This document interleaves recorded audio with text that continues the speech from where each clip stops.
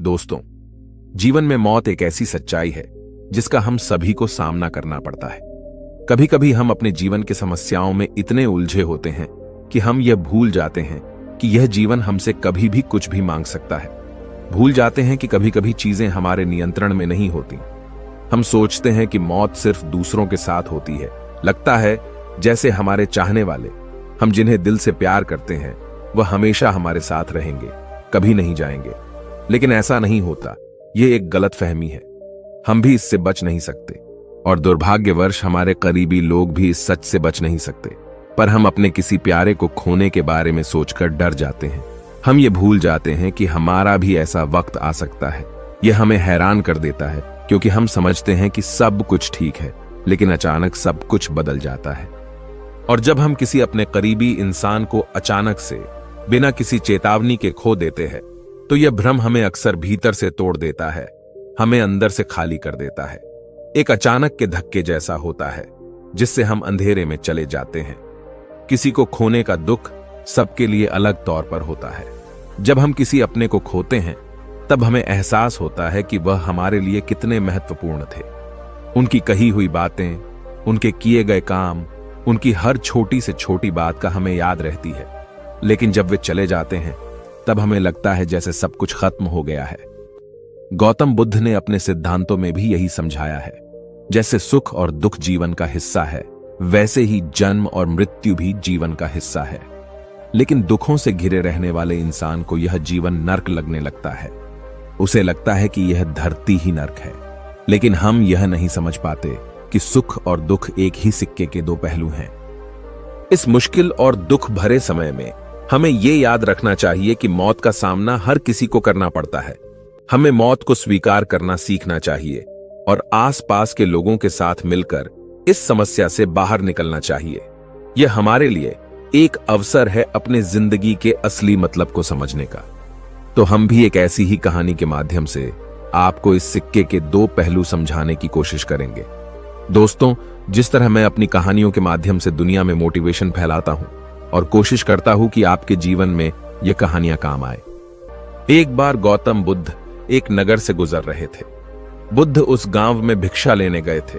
अपने शिष्यों के साथ गांव से भिक्षा लेकर वह अपने आश्रम की ओर निकल पड़ते हैं।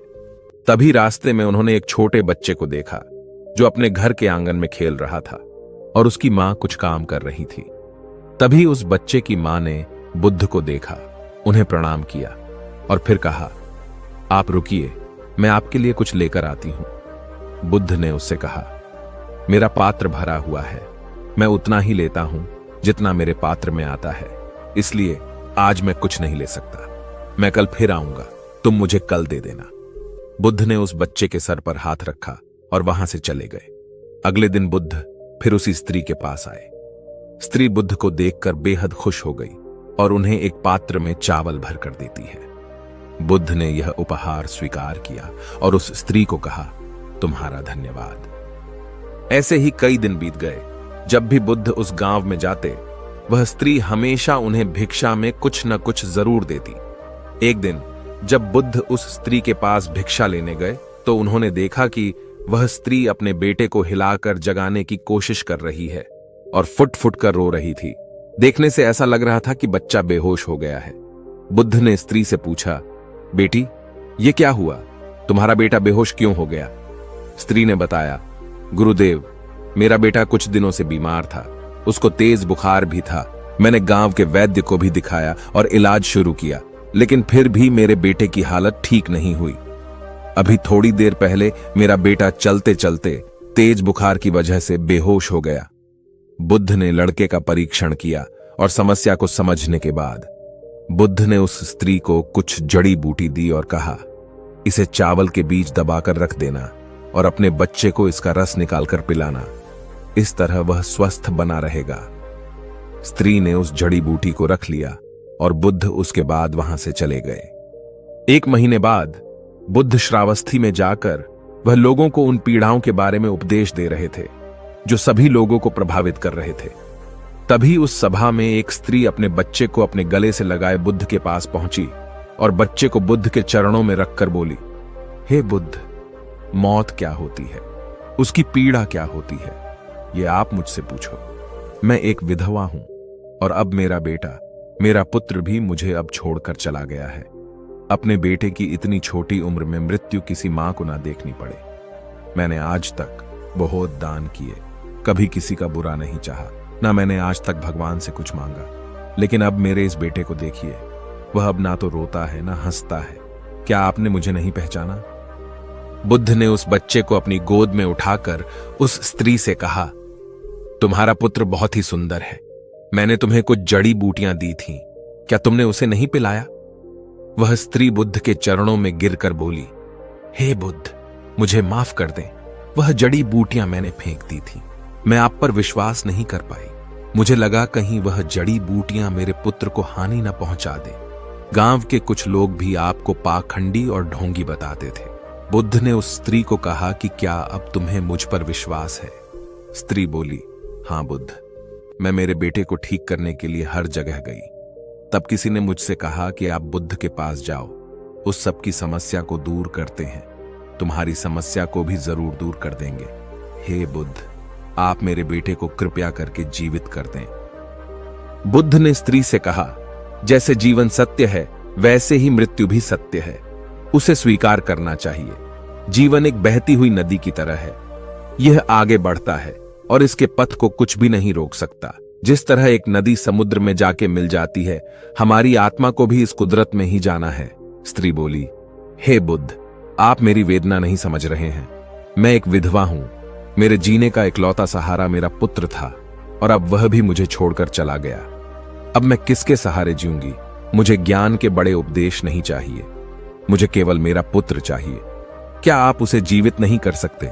क्या आप मुझ पर रहम नहीं करेंगे? बुद्ध बोले, ठीक है, मैं तुम्हारे बेटे को अवश्य जीवित कर दूंगा, लेकिन उसके लिए तुम्हें सबसे पहले मेरा एक काम करना होगा। तुम्हें जाकर किसी एक घर से मुट्ठी भर पीली सरसों के दाने लाने हैं।